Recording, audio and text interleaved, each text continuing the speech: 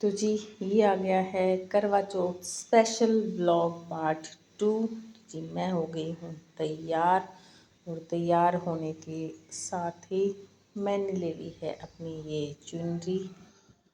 हमारे जो क्या है कि जब तैयार हो जाते हैं उसके बाद में जो व्रत और त्योहार होते हैं तो इस तरह से जो चुनरी होती है वो हम ऊपर से लेते हैं तो और उसके बाद में ही कथा सुनते हैं। मेरे पास जो है इस तरह से ये चुनरी है जो ये जो चुनरी होती है विशेष रूप से मायके की तरफ से होती है।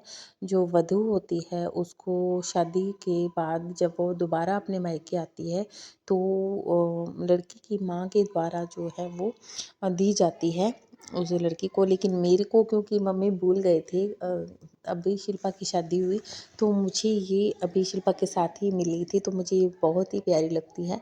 और जब राजस्थान में जब लड़का होता है तो पीलिया वाली चुनरी उड़ाते हैं, यानी कि जो बीच का हिस्सा होता है वो पीला और लाल मिक्स होता है। पीले रंग का गोल सर्कल बनाया हुआ होता है, उस पर चांदी का चांद जो जड़कर फिर वो जो उसको क्या जो होती है माँ बच्चे की उसको देते हैं। मेरी जब बेटी हुई तो मुझे वो पीलिया वाली चुनरी, पीले रंग की जो चुनरी होती है उसको पीलिया बोलते हैं राजस्थानी भाषा में, तो वो मुझे मिली तो मैंने वो ली थी, ओढ़ी थी। बट फ़िलहाल वो मैं रख कर भूल गई थी। जब कथा होती है, पूजन होता है तब मैं वो लेती हूँ, वो मुझे नहीं मिली। सो मैंने ये वाली चुनरी ले ली। ये वाली चुनरी सूट पर जब हम ओढ़ते हैं तब भी हमें बहुत अच्छी लगती है। और विशेष रूप से जो है जो पीला वस्त्र होता है, पीले रंग की जो चुनरी होती है बंधेज की, लाल रंग की और पीले रंग की होती है, वो जब हमारा करवा चौथ के बाद में एक और व्रत आता है, अहोई अष्टमी का व्रत बोलते हैं, वो व्रत मैं करती हूँ।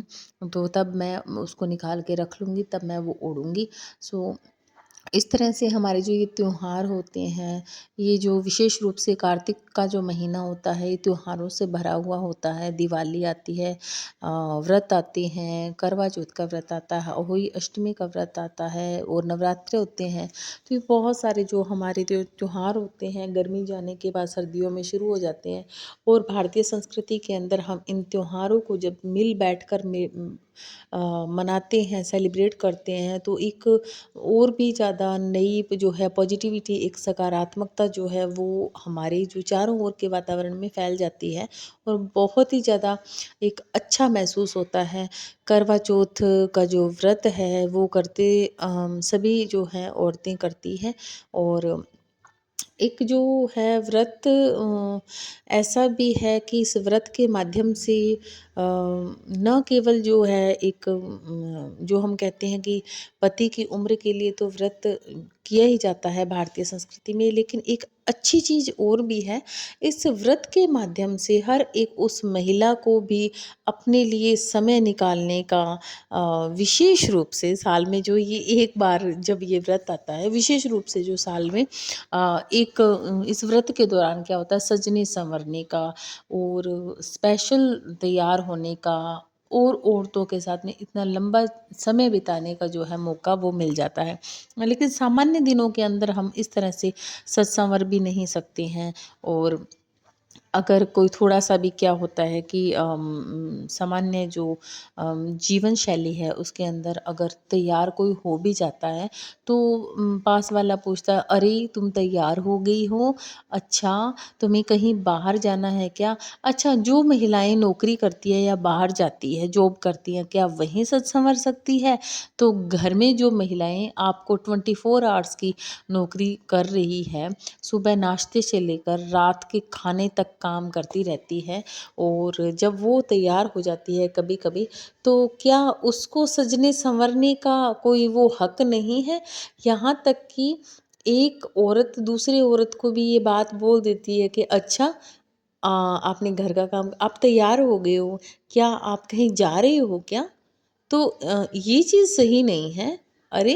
तैयार होकर अच्छा दिखना किसे बुरा लगता है? सभी को अच्छा लगता है, सभी को पसंद है तैयार होना, मुझे पसंद है, मेरे दोस्त लोगों को पसंद है, मेरे स्टाफ़ को पसंद है।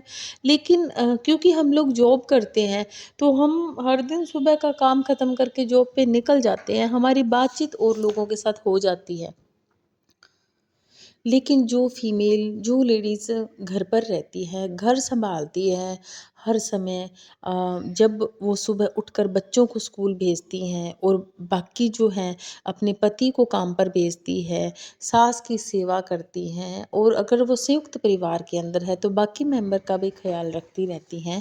और जब सारा काम दोपहर का ख़त्म करने के बाद जो बाकी पूजा पाठ सारा हो गया है, और मैं बना रही हूँ बच्चों के लिए अब थोड़ा खाना पीना शाम का। बच्चों को लगी हुई है भूख।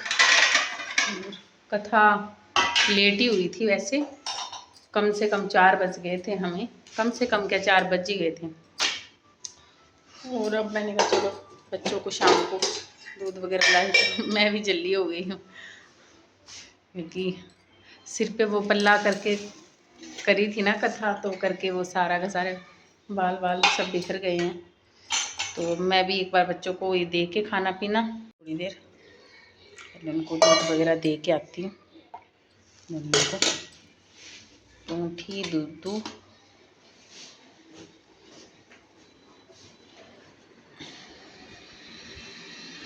रक्षिता तू क्या कर रहा है? बच्चे डोलना मत, ले तनु पकड़ बेटे, आराम से पकड़।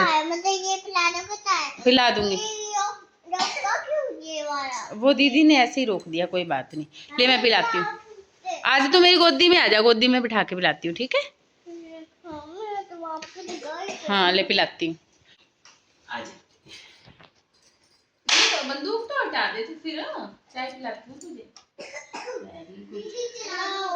नहीं एक बार मैं इसको पिला रही हूँ ना। चलाते हैं चलो चला दे तुम।